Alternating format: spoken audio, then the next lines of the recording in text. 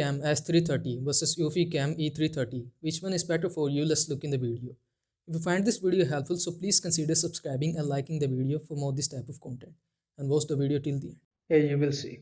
This is the detailed comparison between these two. So first talk about camera resolution.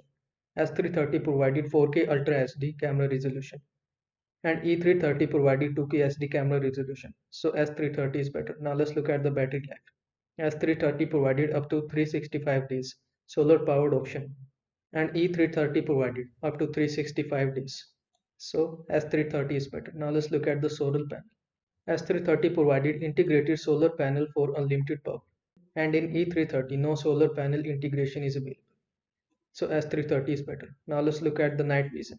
S330 provided color night vision and E330 provided infrared night vision. So S330 is better. Now let's look at the field of view. S330 provided 130-degree field of view and E330 provided 135-degree field of view. So E330 is better. Now let's look at the storage.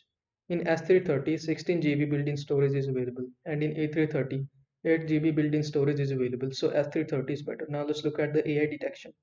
In S330, advanced AI vehicle PAT and package detection is available.